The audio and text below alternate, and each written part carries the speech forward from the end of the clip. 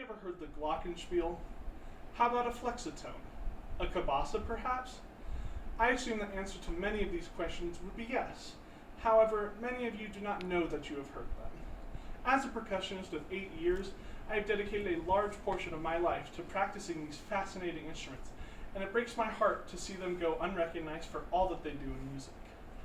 Percussion is a major aspect in nearly all of music, and there are so many interesting types that are seldom mentioned despite their unique songs and styles.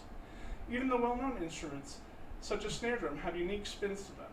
Music is a form of art, and learning to appreciate all aspects of it is important. It can also be fun learning what instruments are used in all of your favorite songs.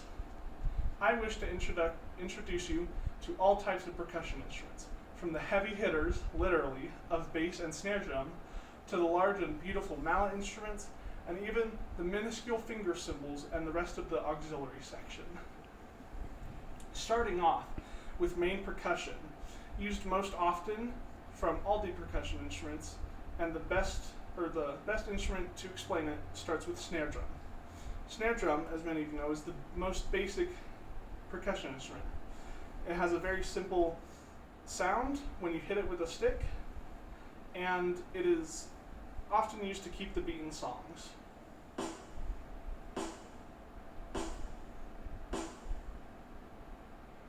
Snare drum, however, can be very complicated, as you can see from these complex rhythms. Next, probably the most simple instrument is the bass drum. It is basically a sandbag. You take a mallet and you smack it, and it makes a very deep noise. This is most often used to keep the beat. Next, we have the cymbal. There are many different types of cymbals, such as finger cymbals, which you hit with a little string like this. There's hi-hat, which you can hit with which you play by stomping your foot, and the two cymbals click together. And then the most often used, the ride cymbal, you hit with either sticks or mallets, and it makes a very metallic ringing noise. And finally, in main percussion, we have the toms, the least common of the four in classical music. They're similar to the snare drum, but without that kick that the snare drum has, so it's just kind of like a bongo sound.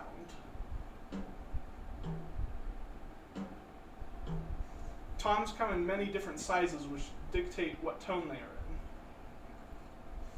in. And coming up next is the mallet instruments, my personal favorite, starting with the xylophone.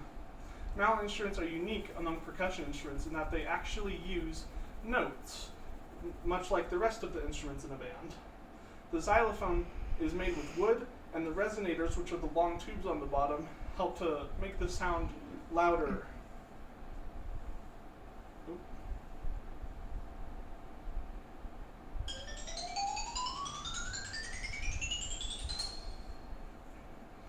Next, the glockenspiel, or the bells as they're more commonly referred to, are made of metal, and they don't have any resonators because they are already very loud and metallic sounding, and are the highest pitched instrument of the mallet family.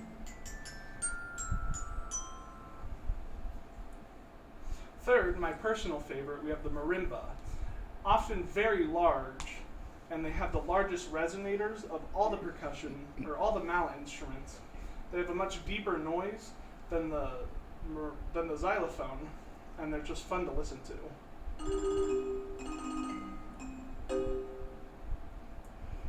Finally, with the basic mallet instruments, we have the vibraphone. The vibraphone is unique in that it's both very unique and very formulaic to the other mallet instruments. It has large resonators like the marimba, is made of metal like the glockenspiel, and is about the same size as a xylophone, but interestingly, it can actually be plugged in, and little discs inside of the resonators will spin and make a wow wow wow wow sound, and you activate that by pressing the pedal.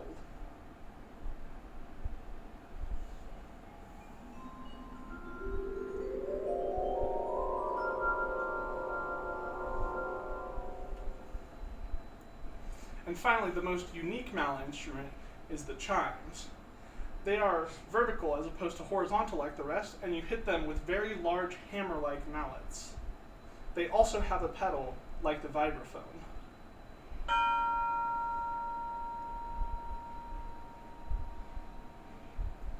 Moving on from the mount instruments, we have the most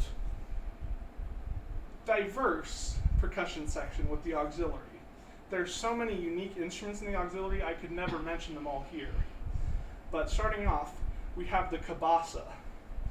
It is a bunch of metal beads attached by a string to a bumpy texture on a piece of wood. And you play it by holding your hand on the metal beads and rubbing them against the bumpy texture.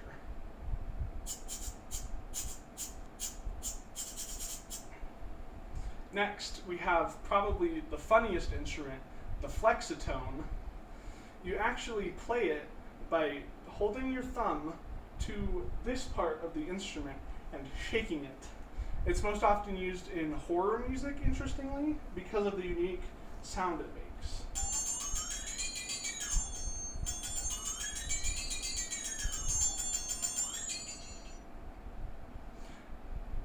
Honestly, I'm not feeling too good. I think I have a fever. This is the cure to that. This is the cowbell. Many of you probably know what this is due to the famous SNL skit, Need More Cowbell. You just hit the cowbell with a stick.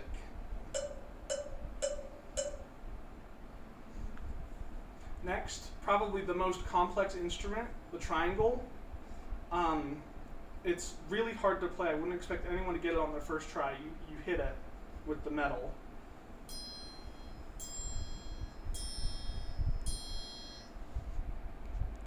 And finally, I just want the audience to take a guess. What do you think an instrument called a brake drum could possibly be? If you guessed an actual brake drum from a car, you'd be right. This can be bought in auto shops, and you hit it with an actual tool belt hammer. And it is quite heavy.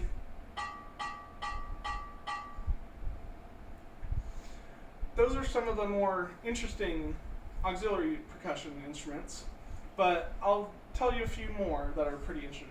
The bongos, which you hit with your hands, very well known.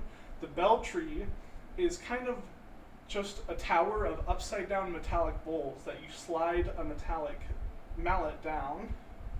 The wind chimes, which you stroke with your hands to make the wispy sound. The wood block is a block of wood that has a hole in it that you hit with a stick. It's very similar to the cowbell with a more woody sound. And the maracas are very well known, that you shake and it makes a shaking sound, I guess. All of these instruments are so fun and unique, and they're so much fun to play, and it's a shame that more people don't know about them. Music wouldn't be music without the percussion. It adds so much texture to the music, and without it, the music would be lifeless. I hope that I've taught you something about percussion that will enhance your appreciation for music. And a challenge to everyone in the audience, I urge you to go listen to some of your favorite songs, any of your music pieces that you know, and try to listen for some of those percussion instruments that I taught you about today. And it could really deepen your liking of your music. Thank you.